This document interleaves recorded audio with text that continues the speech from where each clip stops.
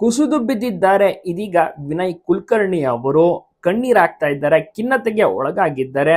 ಯೋಗೇಶ್ ಗೌಡ್ರು ಅವರ ಒಂದು ಪ್ರಕರಣದಲ್ಲಿ ಜೀವಾವಧಿ ಶಿಕ್ಷೆಗೆ ಗುರಿಯಾಗಿರುವಂತಹ ಶಾಸಕ ವಿನಯ್ ಕುಲಕರ್ಣಿ ಅವರ ಪರವಾಗಿ ಇದೀಗ ಪುತ್ರಿ ದೀಪಾಲಿ ಕುಲಕರ್ಣಿ ಅವರು ಸಾಮಾಜಿಕ ಜಾಲತಾಣಗಳಲ್ಲಿ ಭಾವುಕ ಪೋಸ್ಟ್ ಹಂಚಿಕೊಂಡಿದ್ರು. ಈಗ ಅದು ಸಖತ್ ವೈರಲ್ ಆಗಿದೆ.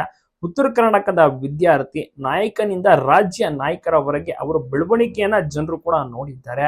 ಸಾವಿರಾರು ಪಶುಗಳ ಡೈರಿ ನಿರ್ಮಿಸಿ ಯುವ ರೈತರಿಗೆ ಪ್ರೇರಣೆಯಾಗಿದ್ರು. ನಮ್ಮ ಕುಟುಂಬವು ಸತ್ಯದ ಮೇಲೆ ನಂಬಿಕೆ ಇಟ್ಟಿದ್ದು ನ್ಯಾಯಾಂಗ ಪ್ರಕ್ರಿಯೆಯನ್ನ ಗೌರವಿಸುತ್ತೇವೆ ಅಂತ ಬರ್ತ್ಕೊಂಡಿದ್ದಾರೆ. ಮತ್ತೊಂದೆಡೆ ಜೈಲು ಸೇರಿರುವಂತಹ ಮೊದಲ ರಾತ್ರಿಯೇ ಕುಸಿದು ವಿನಯ್ ಕುಲಕರ್ಣಿ ಅವರು ತೀವ್ರ ಬೇಸರದಿಂದ ಕಣ್ಣೀರು ಹಾಕಿದ್ದಾರೆ, ಖಿನ್ನತೆಗೆ ಒಳಗಾಗಿದ್ದಾರೆ ಅನ್ನುವಂಥ ವಿಚಾರಗಳು ಕೂಡ ಈಗ ಬಲ್ಲಮೂಲಗಳಿಂದ ತಿಳಿದು ಬರ್ತಾ ಇದಾವೆ.